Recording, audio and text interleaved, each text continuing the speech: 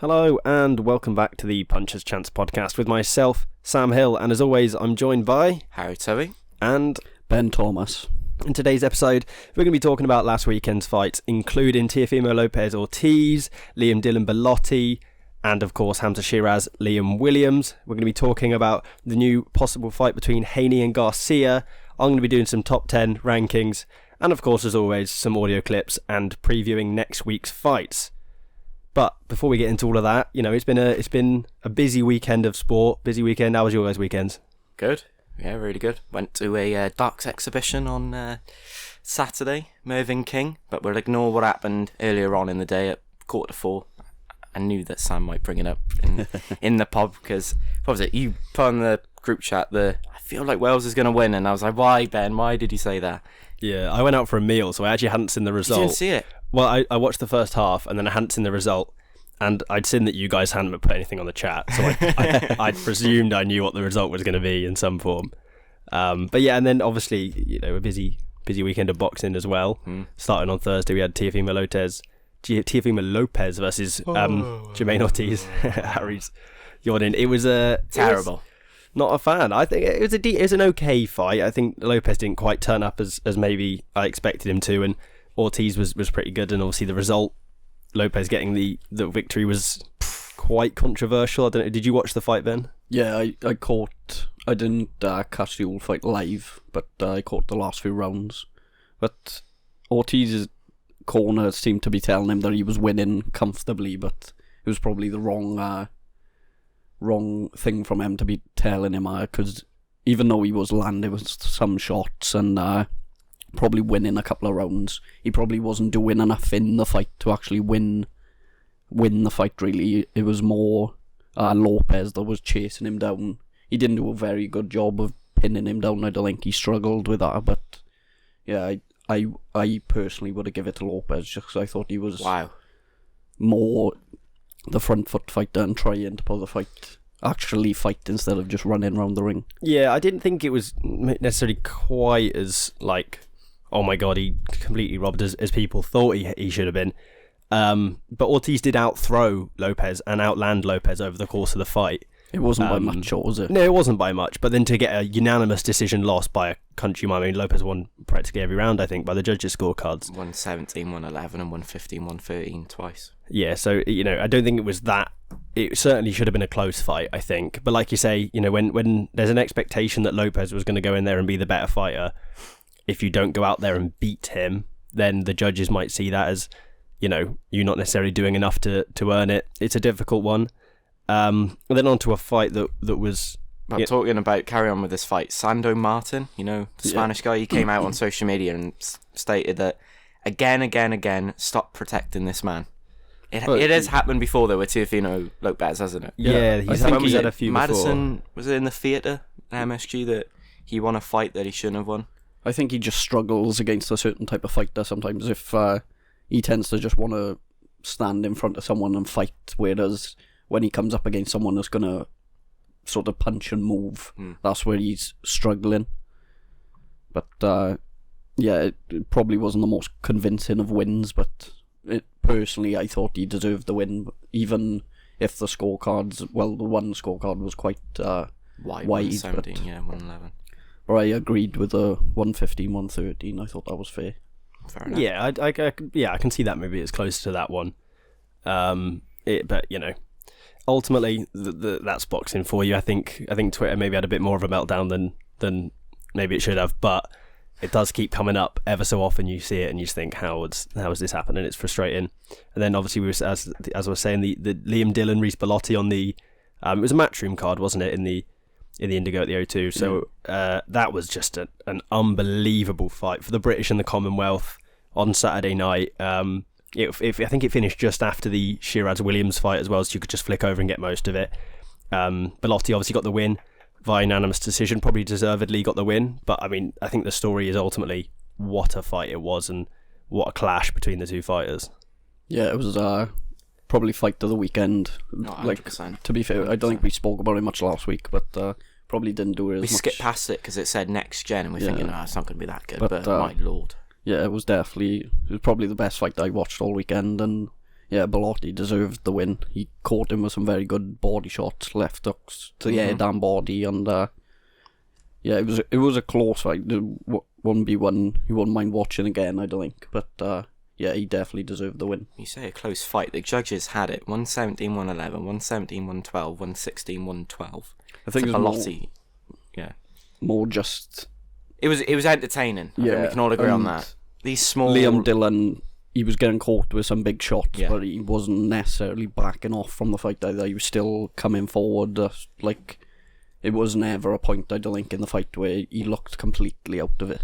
No. Yeah, I think that's what we mean by a close fight. It was just constant pace. The two of them always at each other, always trading. That's what we want to see. And Bellotti got the better of pretty much all the exchanges and obviously the better of the whole fight as a whole.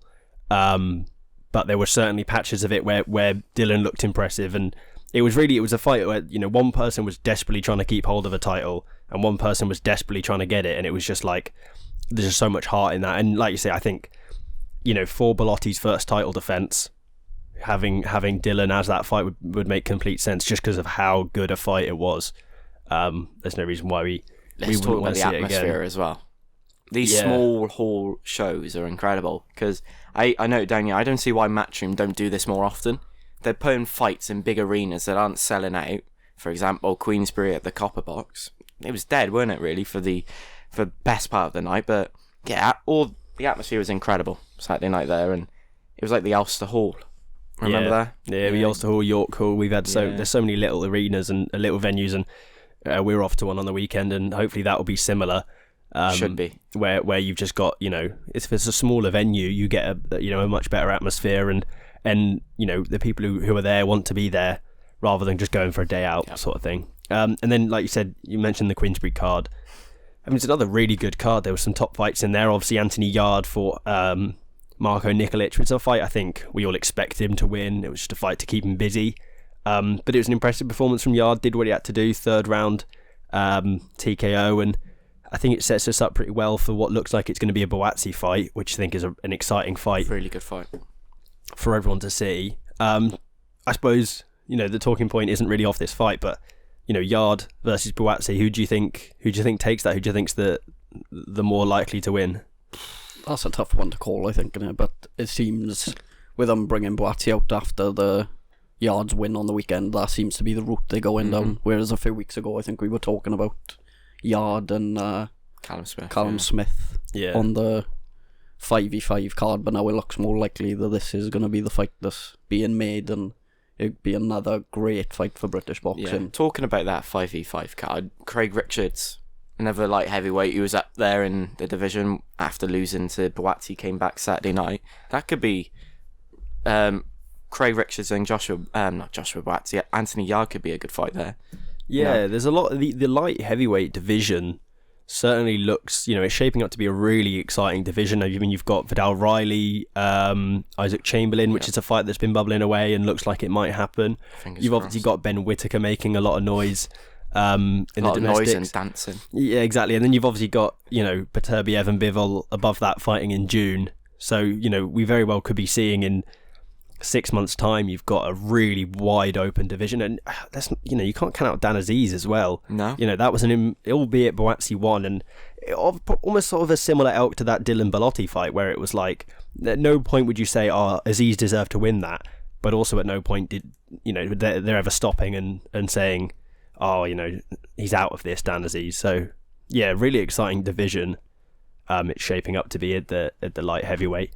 And then from one, you know, exciting division to a very, very exciting fighter, Sam Noakes fought Luis Sylvester. Luis Sylvester was 13-0 going into the fight.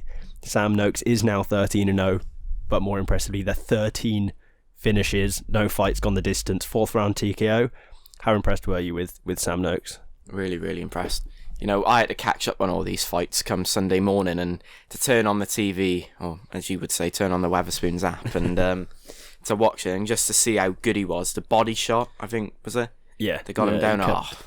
Unbelievable. Yeah, he kept hammering him with those body shots, and he just looks so good at lightweight. He looks like a serious contender, and he looks now after that win against Sylvester, who was unbeaten himself, so thought it was going to probably be a tough test, and he's just walked through him, really. Yeah. And looks now as if he's going to get the winner of Gavin Gwynn and Mark Chamberlain. Yeah, that'd be... That's a hell of a fight there. But how good was Sylvester as well? After that third round, getting knocked down twice, to get through that, obviously got stopped then in the fourth, but it takes some doing, don't it? I think the one surprise for me from the fight was how long it lasted, in terms of how long Sylvester looked. I mean, the amount, like the variation of shots, upstairs, downstairs, downstairs, upstairs, just constantly for 4 rounds. It was like a piece of like training where you're just taking body shots for 10 minutes, and it was to stay on his feet. Well, I say stay on his feet, obviously he did drop, but to do as much as he did for as long as he did was impressive stuff. And Sam Noakes has done what Reece Bellotti did as well, adding the Lonsdale belt to his Commonwealth. Yeah, and I think for me, that Sam Noakes, if it is Gwyn that wins, good fight. What a fight that would be, because that's two people that are going to meet in the middle of the ring and have a punch up, and they're not going to, Gwyn said it after Marsili, that's all he wants to do, and I think that's a fight that suits Sam Noakes, is meeting someone in the middle and having a scrap. So if nothing else, it would be, absolute fireworks. And it should be made because they've both got the same promoter, so fingers crossed. And another one I was thinking of after that performance on the weekend, I think they're both with Queensbury as well, would be him and Nick Ball. Yeah. That'd be a very good fight between them. Unbelievable, yeah. I don't know, maybe it would be... Should be a promoter, Ben, you should. Yeah. Some of the fights you can prove, unbelievable. Yeah, you were the best on the 5v5 when we pitched him to Jared as well. You've got a... But, I think them, Nick Ball, they'd like quite small, stocky fighters, and I think the two of them in a ring together would just be firework. Good dancing partner, Nick Ball, yeah. Yeah, he's a good fighter. Maybe, I don't know, maybe he's just that level above... Yeah, possibly, but Noakes, and maybe you want to keep Noakes going for a little while before you see that fight, but certainly down the line. I mean, if Nick Ball gets a world title shot in the next sort of year or two, as maybe he's expected to, and he doesn't necessarily get that world title, then in terms of a domestic fight, there's no better out there. Well, Nick Ball's fighting now, ain't he, in a couple of weeks' time on that Saudi show, ain't he? Or was he on the Fury Usyk one? Nick Ball. I don't think he was. I don't think he was, no. I think he was on the undercard of because Ben pitched him for the 5v5. He's fighting Ray Vargas for world feather on 8th, so the Ngannou Joshua card. It is on that one. It is on the Ngannou. Fair enough. We underestimated your knowledge. Sorry about that. I do know my boxing. And then from whoever that guy said that I don't. And then moving from one unbelievable domestic clash to another, Hamzah Sheeraz, Liam Williams. I mean, it's heartbreak for us here. Unbelievable. I had a tear in my eye, I won't lie. But I think what we've got to do is just say fair play to Hamzah Sheeraz. Star was born Saturday night. Performance. You can say what you want about me, maybe Williams' punch resistance gone a little bit, but Sheeraz, evidently has some serious power at middleweight, and like Frank Warren said, will get a world title opportunity at some point, and Frank Warren's pretty confident he's going to win it as well. Jr. Yeah. What did you guys make of the performance as a whole? Because obviously, all 2 minutes of it we got. Do you think it was more so that Liam Williams couldn't take the punch, or just Sheeraz was that powerful and that impressive? It was scary, I thought. What was it, a straight jab? Yeah. Unbelievable. I'm going to wait and see until he fights, if he fights Eubank, or he's like in that fight, because I love Liam Williams as a fighter in terms of the entertainment he's provided over the years, and he'll get in there and fight anyone, but he is done after that. Oh, you really? Yeah. He just, it wasn't even big shots he was being hit with. It wasn't the Liam Williams we know as well. He just, the punch resistance has gone there with him. I think it's just, he just can't take the damage anymore, and as sad as it is to see, I think it is time for him to call it a day after that. It was good to see as well that Gary Lockett threw the towel in as well, so he didn't have to have more punishment. Yeah. So that is a smart thing to do, at that point, especially up at the middleweights and stuff, where some serious damage can start. Obviously any weight division, people can seriously hurt you, but the higher you get up in those weight divisions, the more and more likely that people can get seriously hurt. Yeah. Right, I think the most worrying thing about it was it wasn't even any big shots that caught him. It's the first punch, It was jabs that were dropping him and hurting him. And when that starts to happen, you've got to just look at it, and you've got to realise when it's probably time to call it a day, and not. He's got nothing else to prove now in terms of any other fights. He's had big fights. He's made a lot of money, ain't he? Yeah, so I think probably time to hang up the gloves now for Williams, as harsh as it probably sounds. No, it'd be a sad one to see, but I can see why you say it, because, like you say, that performance was, if we're going to say that Sheeraz doesn't just have some freakish power, which I don't think he does. I think he has some serious power, but not enough that you're dropping people with jabs. Well, Williams, he's lost to big names before, but he's never lost the way he lost on Saturday night. So I do agree with Ben. I think he should hang up the gloves, because there's nothing else for him to prove now, is it? No, he's had a good career. Like, he's fought in some big fights. Andrade, Chris Eubank, he's in Cardiff, Liam Smith. Like, he probably could have won the first Liam Smith fight. Mm-hmm.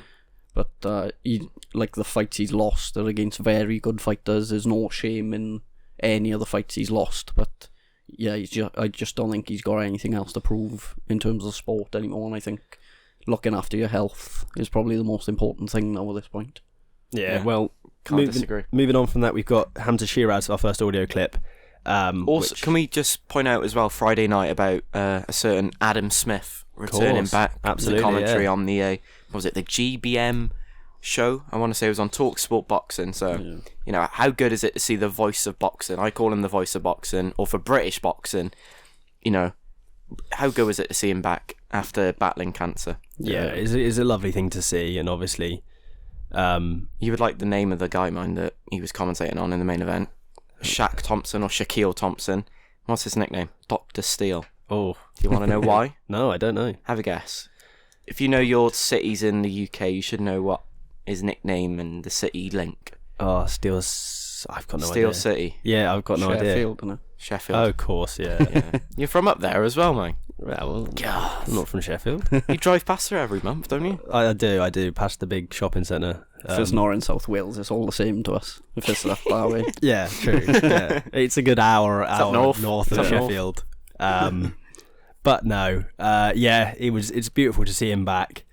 And obviously, hopefully, we can see him on some big events. Obviously, I don't think he wants to rush quite into that. Hopefully, TalkSport get him on the radio. Yeah, but it would be nice to have him back doing, being the voice of British boxing that he has been for however many years. Yeah, for sure. Anyway, the back to what we were planning on doing. No, it was a good detour. It was a good detour. But yeah, so Hamzah Sheeraz was our first audio clip from the Boxing News Plus Twitter account. He was saying some of the stuff about his future, and also talked a little bit about the Liam Williams fight and what he made of it.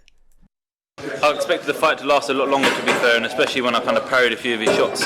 I felt the weight behind him, and I've not felt that before, to be fair. And then when I landed my own, before you know it, he was down, and I kind of knew once that happens, I know how to finish a fight, and that's exactly what I've done. In Britain, Nathan Haney or Chris Eubank Jr. It's as simple as that. Let's do it. I think the public, it makes sense as well. The public will be interested in a fight like that, so let's see if it happens. So obviously, I think, the first of all, obviously Sheeraz said that Liam Williams had some power that he really, really did feel, and perhaps he's saying that to be nice. But if we take that at face value, I think it suggests that Liam Williams was in great shape to take this fight, but it was just he couldn't, and like Sheeraz said, once you drop him, you can finish those fights off, but you don't get paid for overtime in boxing. No, not at all. And Nathan Haney and Chris Eubank Jr., the two fights he pitched, more likely to be Nathan Haney, ain't it? Because Chris Eubank Jr., he won't take any. He's only going to be taking big fights now, ain't he? But if he goes and beats Nathan Haney, and Nathan Haney, I believe, has the British Nathan Haney has? Mm-hmm. So obviously he'd get himself that British belt, and then he could. He's already got the Commonwealth. So once he's got that British Commonwealth WBC silver, then you're starting to look at, world title fight is really the next thing you've got. So is that a back-to-back you'd like to see Nathan Haney and then Eubank? Or was there either of those fights you don't necessarily want to see? No, it's probably a good build-up for him, really, With Chris Eubank, it seems to have gone a bit quiet. You don't really know we're still waiting for that Conor Benn fight that it was dragged on forever, and now Conor Benn looks to be going elsewhere and still fighting in America. So yeah, I think probably setting up that fight down the road will be a good move for the both of them. He's becoming relevant, ain't he? Chris Eubank Jr. in the boxing scene. He was like, what was it, Brock Purdy? Super Bowl weekend. You know, you heard a lot about him being Mr. Irrelevant, and now Chris Eubank is the Brock Purdy of boxing. The thing is, you've got to keep fighting in boxing. All he cares about is money, ain't it, Chris Eubank? Yeah, you've got to keep fighting if you want to keep getting your name put in the hat, and eventually, obviously, you know, he does have a lot with his name and with his dad, and there's a lot there, and he's a brilliant fighter, but eventually, if you just keep not taking fights, people are going to stop offering you them, and people are going to start looking elsewhere. Because realistically, if you're going in with Eubank, there's a strong chance you lose. And why would you take a strong chance to lose if the name's not there with it? Because no one really quite cares so much about him anymore. But Nathan and Eubank's a pay-per-view fighter as well, ain't he? He won't fight for free. So, but then obviously Nathan Haney, I mean, great support, great fighter, got the British. I think that's definitely a fight I'd want to see, and I think unfortunately for Haney, I don't necessarily think it's a fight you'd win. Yeah. But I think, you know, you've got to take those big fights when you got the titles. Sheeraz, Haney, Stoke City. What's the stadium called? Bet365 Bet365, yeah. Oh, summertime. That could be good. It would be good. You'd get a good atmosphere in there for that, I think. You happy with that, promoter Ben? Was that a good fight? Yeah, I won't mind that. Check out Ben on my Warren. card. Ben Hearn. Well, speaking of Hearn, Eddie Hearn, this was an audio clip that annoyingly came out just after we recorded our last episode, which was the Saudi Arabia sort of special, to catch us up, and would have been quite nice to talk about then. But, you know, you never mind, you can't plan these things. This audio clip is Eddie Hearn talking via IFL TV on Opetaia and his fight that was obviously due on the Usyk Fury undercard. Coogan done an interview with Spencer Brown last night.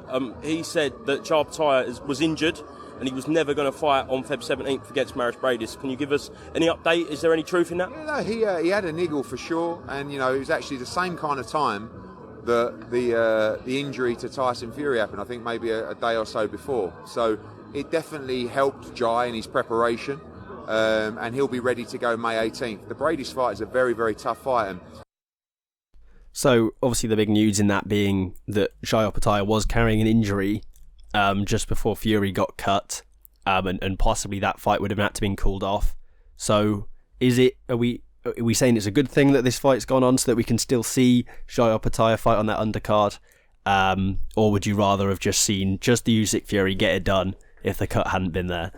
I'm not being funny. I think I would have just paid 25 quid or however much the pay-per-view was just to see Fury Usyk. I wouldn't care about the undercard fighters, but yeah, it would have been a shame if Opetaia wasn't on the undercard. But I think now with this delay, get him out the gym, go and relax with your family back. Does he live in Australia or is he over this side of the world? I think he does live there, yeah. So go back, send him back to Australia, recharge his batteries and come back. And May 18th, hopefully they put all the guys who were on the undercard for this weekend's fights on May 18th. Yeah, it's just a shame to think we should have been watching our fight this coming weekend and all that. Yeah. I don't want to think about it, to be honest. Not just the Fury Usyk fight, but obviously with Opetaia, like how entertaining has he been to watch as a fighter over the last few fights? Cordina as well that we've missed out on, but yeah, hopefully we can get them all back on a card May 18th or sooner, hopefully, and have some more good fights to look forward to for 2024. Yeah, I think the only thing with that is Hearn obviously said that Bradis is going to be a tough fight for Opetaia. I mean, Bradis took Opetaia the distance back in, I think, 2022, summer of 2022, I think it was. Which, you know, not many people can say they've taken Opetaia the distance with how vicious a fighter he can be. But that was also Bradis' last fight. He hadn't fought since he last fought Opetaia. You know, 2 years out of the ring and then trying to get in the ring with Opetaia again. Are we kidding ourselves and saying that will be a difficult fight for Jai? You know, 2 years better off, 2 years fitter, 2 years better, and the guy hasn't fought since. He's so good. Opetaia is he's one of the pound for pound. Was he cruiserweight? Yeah, so he's one of the best out there in boxing. Not even in the cruiserweight division, out there in the top 5 in the world in boxing. That Ellis Oro bloody knockout back in December 23rd was unbelievable, and I was looking forward to seeing maybe one come February 17th, but obviously with the delay now, we have to wait another 3 months for it. How mental is this though? He's ranked 3rd in the cruiserweight division on BoxRec. He had to give up his title, didn't he, for that Day of Reckoning card? Yeah, but it shouldn't matter. He gave up his title to earn. Are you telling me crap Are ton of you money. telling me Chris Billum-Smith gets in the ring with Jai Opetaia and beats him? No. So he should be 3rd. What, is Billum-Smith ranked higher than him? Yeah, Billum-Smith's ranked 2, Billum and Smith's the then world champion, ain't he? Gilberto Ramirez, Mexican fighter, 45-1. Gilberto. Only lost to Okay. Bivol, but doesn't have a belt as well. He's ranked number 1. Bloody hell. I mean, when you have 45 wins, it's fair enough that you're ranked quite highly, but I don't think there's a cruiserweight out there that beats No. Jai Opetaia at the minute. Jake Paul? I'm joking. I can see Jai Opetaia doing what Usyk did as well. Yeah. Thinking the cruiserweight division and then go up to heavyweight and do it all again. And he's got the power to do it as well. He's got the power to translate. I've got no doubt that he could still knock out heavyweights, just as he has done cruiserweights. But then to move on, more Eddie Hearn, because you can never get enough Eddie Hearn, Gotta of love course. Eddie Hearn. Is him talking on another fight that possibly might be coming up soon, based off of recent fights, and this one was via the Matchroom Boxing Twitter. Yeah, lots of talks with Gervonta Davis. I mean, firstly, those two going back and forth, and I've spoken to Gervonta personally, and he'll be receiving an offer from us today for that fight as well. I think it's a huge fight. Could happen in the UK, but we're looking, I think, in America for that. First of all, good one, Eddie. Conor Benn fighting in the UK, good one. That's not happening. Do you know what's quite funny?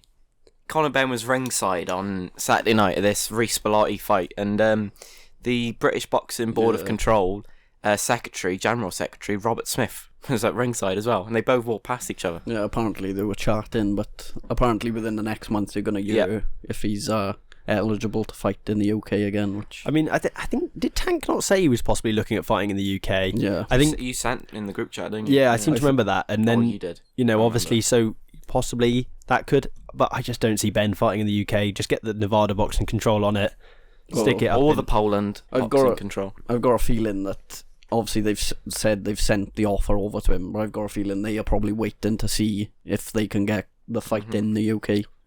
With obviously Gervonta Davis saying that he's looking at a UK fight, that's probably what they've had planned. So it might be a thing of waiting to see if the British Boxing Board of Control will let Conor Benn fight in the UK again before they announce a date for it, and whether it'll be UK or USA fight. Surely a stadium fight as well for it. It's got to be, yeah. His name's growing in America after the Dobson fight, because Gervonta Davis is a big poll, so if it happens in America, it should happen in a stadium. What was it, like Canelo Alvarez and Billy Joe Saunders? That happened in a massive stadium sellout, so... Yeah, I don't think they can do it in a stadium over here, though. No, you don't think so? I don't think the British public really know that much about Gervonta Davis. I don't think if you get them two together, I think you'd be surprised how many people will want to watch it. I think it would sell well, but I think it would be a waste It might do a Leeds United stadium, but it won't do any big teams. Shocking. Cardiff City might do it, maybe. Yeah. We've got a bigger stadium. We've got a bigger team, though. Bigger team. Not a chance. What's his name? Kais Ashfaq fought in the Leeds United dining suite, basically. He won on the weekend as well. No, he lost, didn't he? Oh, he lost to I thought he won. Massoud Abdullah. Yeah, no, he lost. No.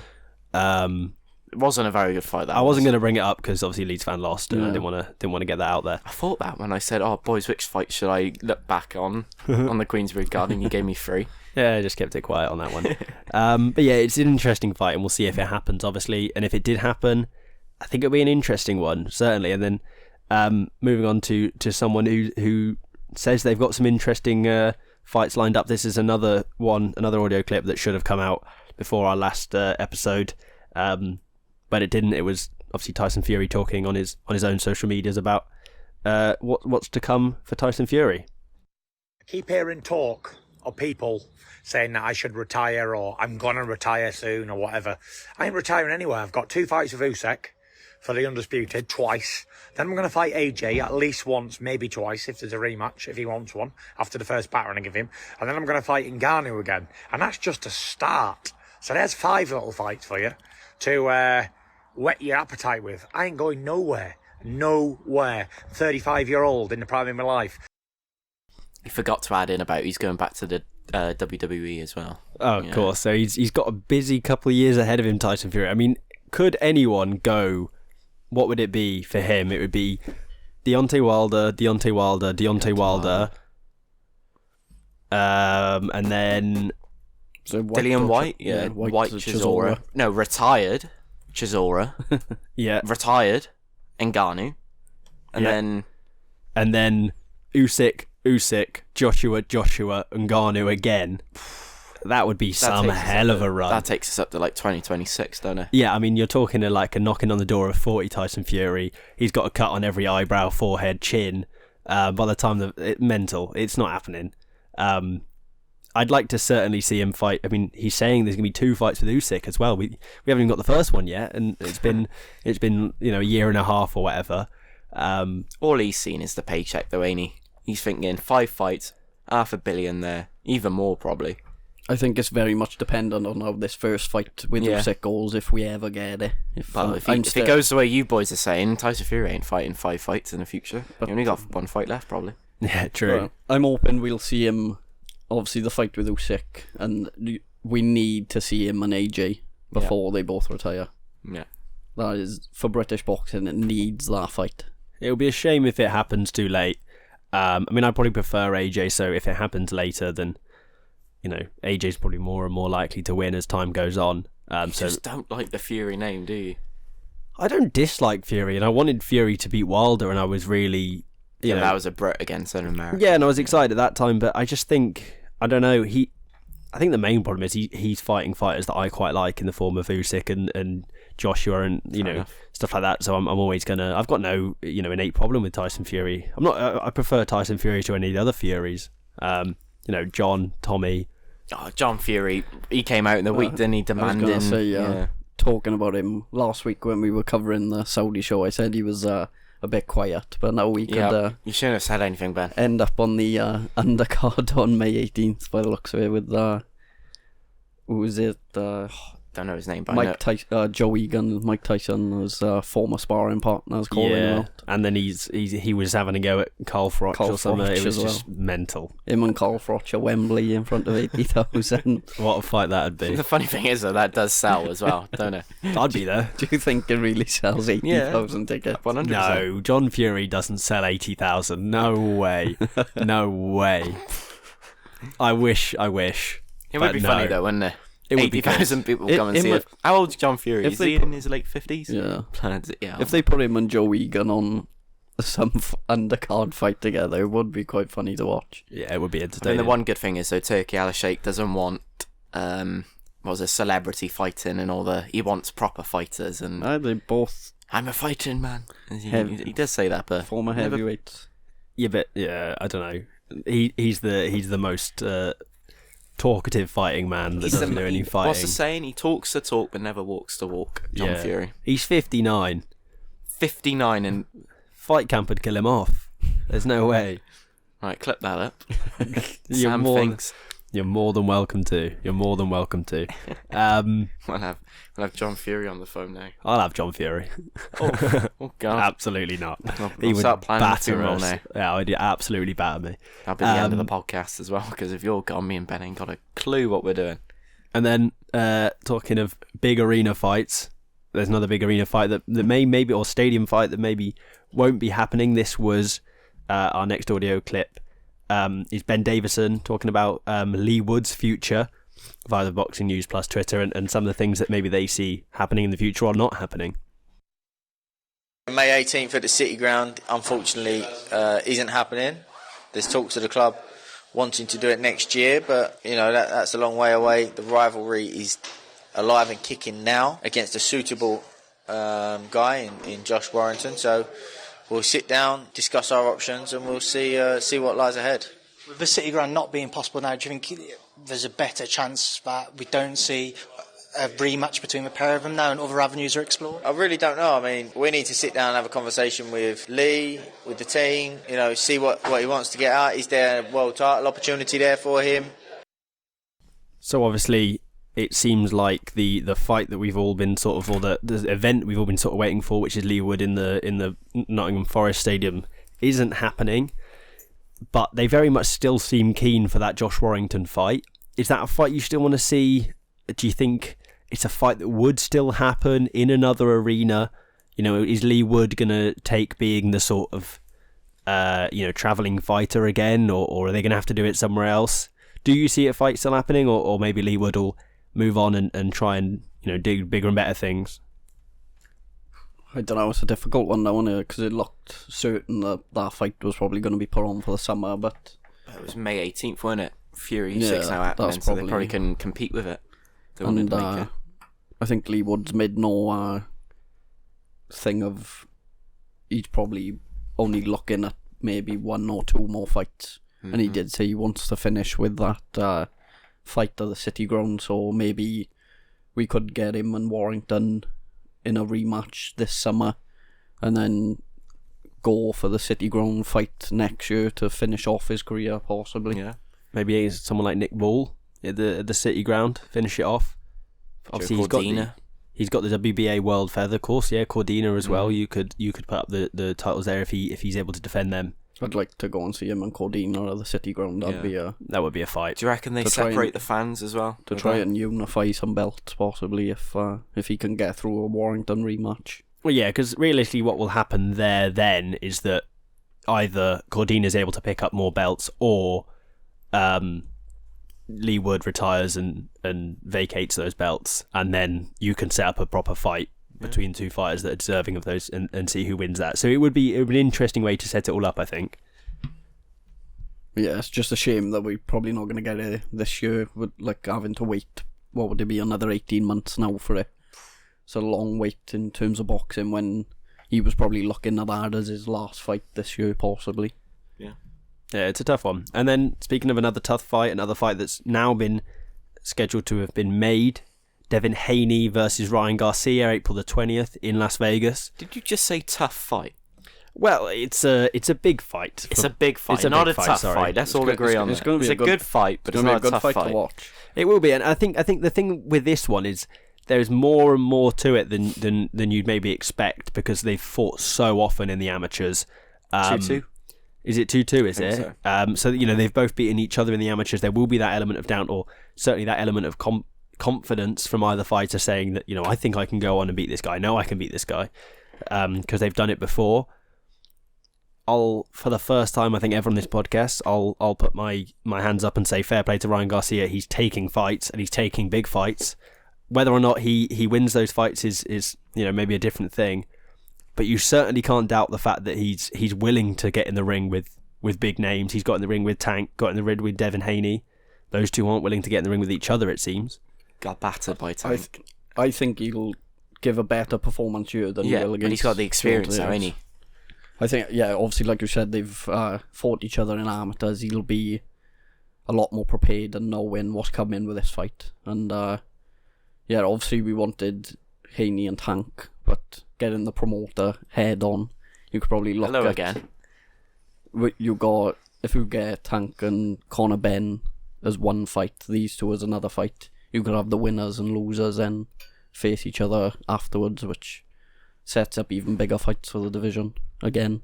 That'd be Turki Al-Sheikh would be knocking at the door then as well, wouldn't he? I mean, Turki Al-Sheikh said he wants Tank Haney in Saudi Arabia at some point.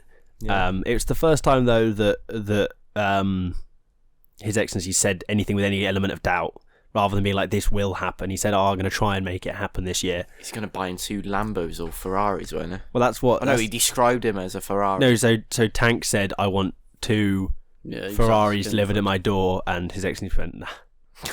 He doesn't need him, does he? He can make any other fight in boxing he wants. What did he say about Oscar De La Hoya? We will miss you. So, something like that, yeah. So he's doing fine without him. It'll be an interesting fight to see Haney Garcia, certainly, and there'll be a big build up to it, and there'll be a lot of noise. And if Garcia can go on and get the victory, which I don't necessarily see him doing, then certainly then you've got some serious questions. But if Haney performs how he did against Prograis, it's going to be a long night. One-way traffic if it's like the one against Prograis.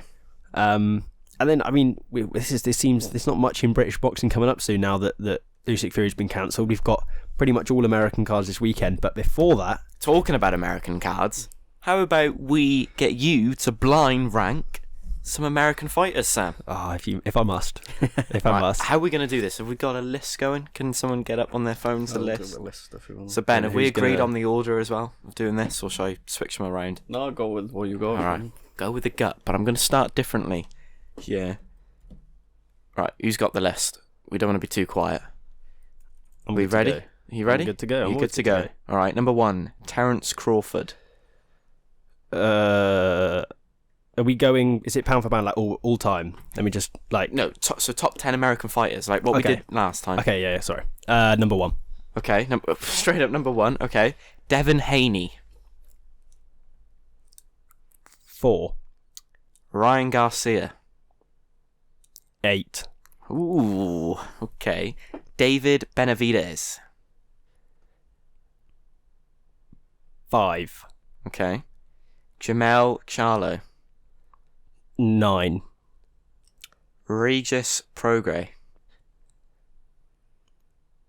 7. Okay. I've now lost where I was. Errol Spence Jr. 3. Javonte Davis.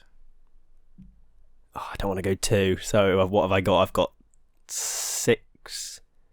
What's he got left? 6, 9, or 2. I think I've got. Yeah. 6. Okay, right. I've now messed up here. So, what fighters have we done so far, Ben? I haven't done them in order. Who did he pick as 6? Sorry. He picked Errol Spence at 6. Yeah.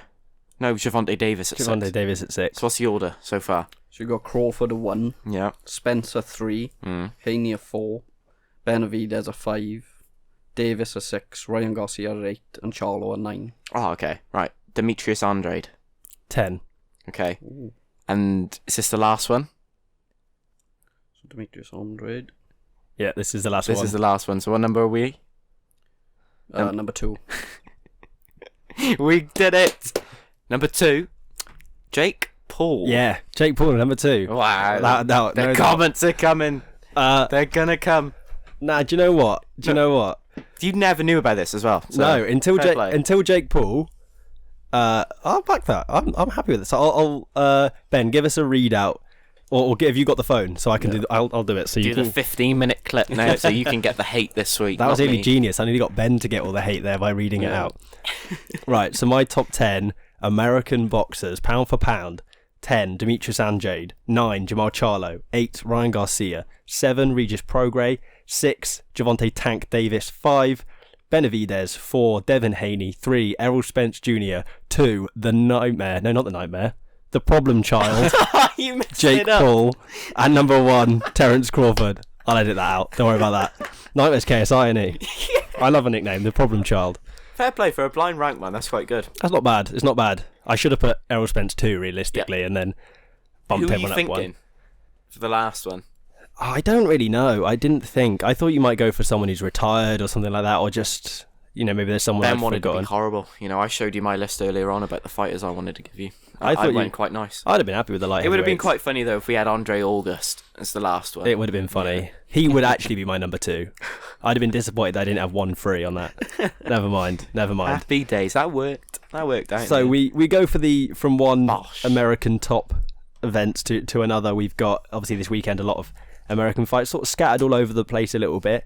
Is it on the weekend or is it in the week? There's Thursday and Friday night. It's Thursday and Friday, I suppose. Yeah, but I think Friday night for us is Saturday. It'll be Saturday morning. Yeah. So obviously on Friday morning for us or Thursday night, you got Joseph Diaz Jr. versus Jesus Antonio Perez Campos. What a name! I think we should just stick with Jesus Perez. Yeah, we'll just go for Jesus Perez. Jesus, sorry. On Thursday night, it's a big clash, that one obviously, and it's on DAZN. There's a big card on there, but I don't think we have time to go through all of that. No. You pitched us to this one, Harry, because you were interested about talking. You've this done one, your bit on I it. wasn't interested about this one. I was interested about the Mexican one. Oh, okay. Well, down below. Keep scrolling down. It's an interesting. It's a good fight.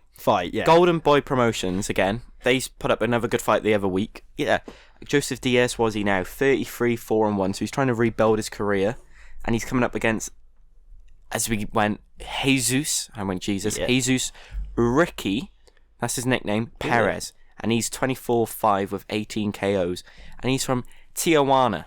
I think I've said that right. Tijuana. I think it is. He does it with the accent. He makes me look like a mug. That's right. Yeah, it's a good fight. And it's on DAZN and it's in our subscription, so I will be watching to get my money's worth. No complaints there. No complaints when it's part of the description. Obviously, 10-rounder as well. Joseph Diaz lost to Devin Haney. Perez has had some not quite as many or not quite as big fights.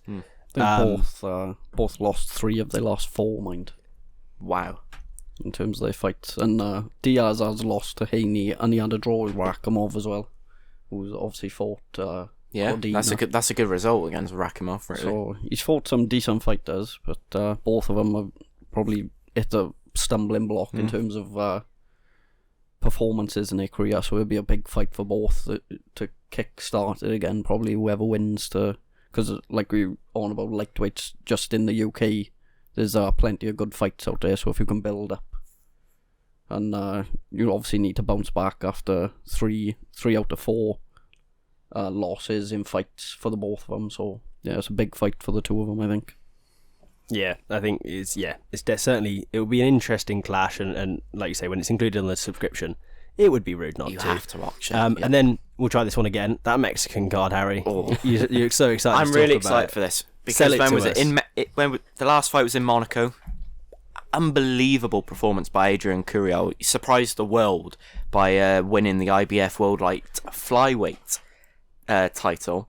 And it promises to be another brilliant clash. You know, what's his name? Notshinga, South African. Yeah. I won't try and pronounce his first name because I don't want to make him not be very nice. But he's 12-1, Notshinga, with 9 KOs. And yeah, round 2 stoppage last time out for Curiel. Should be another good fight. Was this the one that was on? He was in Monaco. Undercard, yeah. What a fight that! It was. That was. You know, when we talk about fights and we say, oh, this is going to be, there's the main event, but this fight on the undercard should be the main event. That was, in my opinion, the main event of the evening, because the 24-year-old Curiel, he's just good, ain't he? He was so good. He caught him with a good shot, and, well, he became world champion and changed his life for the better. Yeah, and it's one of those fights as well that you just, when it ended, you were like, yeah, you were happy. I'll watch it again. More than we didn't see enough that of it. One again. Yeah, we didn't see enough of it. But also on the undercard, you got the featherweight star, Mauricio Lara, your favourite fighter's best mate, yeah. Josh Warrington. He takes on Mexican Daniel Lugo Bring. And I also put in my notes to bring up about Josh Warrington. So Sam, do you like Mauricio Lara, or is he one of the fighters that you hope gets knocked out on Saturday night? I got no problem with Lara. Was it Friday night? I mean, fair play to the guy. He's had the Warrington fight. He's had the Lee Wood fight. You know, he's had some top fights, certainly in terms of this country, and that's, you know, some of the best featherweights in the world. I think Mauricio Lara, I'd probably say he's up there. He's Matchroom, isn't he? He's Eddie Hearn's. Yeah. You know, he's one. He signed with Eddie Hearn after the Josh Warrington. He's one that I tried to find a fight for on when we were doing our 5v5, and I tried to wangle him in there. I couldn't find it. But yeah, he's a good fighter. He's an exciting one. I'm looking forward to seeing him hopefully get the win in Oaxaca in Mexico. Have you seen what it looks like, Oaxaca? If that's how you pronounce it. That is how you pronounce it. It's really nice, very picturesque. But yeah, Mauricio Lara kickstarts his 2024 campaign. Do we see him come back over to the UK and potentially... Has he done the trilogy yet with Warrington? No, just the 2. That could be... Yeah, he's had 2 with Warrington and 2 with Lee Wood. That could be one. Yeah, I'd take that. I'd watch that. You could have... They're Mexicans. Mexicans are tough, so... Get Lee Wood back in Ellen Road. No complaints from me. Take Warrington over to Mexico. Yeah, you could do all sorts. I don't know if Warrington... Hang on, did you just say take Lee Wood to Ellen Road? Yeah, afterwards. Afterwards. I was going to say not with Mauricio. Warrington beats Lara, then take Lee Wood to Ellen Road. But I don't know if Warrington would go to Mexico. Yorkshiremen aren't known for leaving Yorkshire, particularly. You're a prime example of this, obviously. Wow, I never entered. I'm a fraud. You come in and out. My dad's a Yorkshireman, and he'll go back before he... You know, I was going to say before he dies, but that's a bit morbid. And then moving on to the Oshaki Foster's obviously fighting as well on Friday in MSG versus Abraham Nova, 23-1, top fighter, super featherweight again. Is that another fight you're really excited to see? Another interesting clash? It's a fight I'm looking forward to seeing, but I don't think we can watch it. I've looked online and I don't think there's anywhere in the UK that's broadcasting it, which is a shame. Don't doubt me. Don't doubt. Oh, here we go. Weatherspoons have shown it somewhere. I'll find it. Have you seen Abraham Nova's beard though? I have. Yeah. I'm jealous. El Super What Is a that his nickname? superb beard. I'm generally jealous of anyone who has a beard, but I'm particularly jealous of him. That's some beard. Ginger. Is it blonde or ginger? It's like Richard Lartley. It's a bit gingery. It looks interesting. It's a bold look, certainly. Yeah. Do you reckon that takes some of the power on the punches? Yeah, that's the thing. I was thinking about this. If I became a boxer, I would grow a beard and just fight then, because it's a bit more protection, ain't it? Instead of being baby-faced. I don't know how much it would... Would you be more or less likely to be cut with facial hair? We should try it out next week with Ben. With Ben? Yeah. I'll do when we get down grow to... your beard a bit more. When we'll get down to St. Joseph's, we'll get Ben to grow his beard Gavin out, Gwynn to do and we'll it. get Gwynn hit us with some uppercuts. Me, clean shaven, Ben with a beard. See who cuts first. Yeah, I'll happily sit on the side. But going back to O'Shaquie Foster, he's 21-2, 10 KOs. He's on an unbeaten 11-fight win streak after losing a split decision loss to Rolando Chinea in July 2016. I'm not very good with names, but yeah, I'm looking forward to this fight. If we can watch it, should be good. Obviously, it's happening at Madison Square Gardens, my favourite arena. Obviously, in the theatre, though, it won't be happening in the main arena because there's I want to say is it basketball or ice hockey on? It's one or the other. Not sure. It's probably basketball. I think the basketball. It's one of them, but we're talking about nicknames. You and your nicknames. What about this for a nickname? Ice Water Foster. And I've put this. Ice Water Foster hopes to cool off the latest challenge to his throne. That's not bad, yeah. I don't know about the nickname. I'm not sure I'm a fan of that. It's Ice Water. It's a bit bizarre. You're more of a warm water guy. What is ice water? Ice water. It's either ice or it's water. It can't be both. Because as soon as it's... you know what I mean? Yeah. Sammy's just said it. He's what was this, Shaqy Foster as well? WBC Junior Lightweight World Champion as well, so he's defending that. So, good fight. Got a potential match-up with either them two with Cordina. Yeah. Picture-wise, or Navarrete is another one I think. Navarrete for Cordina, start to look at combining the belts together, so it's another one for Cordina, or fans of Cordina, to keep an eye on, I think. Stick him in Cardiff. Bring him to Cardiff, why not? Let's just finally get a Cardiff fight on or something. It's got to happen. Gavin Gwynn versus who was it we were saying earlier versus Sam Noakes in Cardiff. But Gavin Gwynn did say in an interview, because I was planning on interviewing him this week, and he was saying that this year he was meant to be main eventing a card with Queensberry in Cardiff.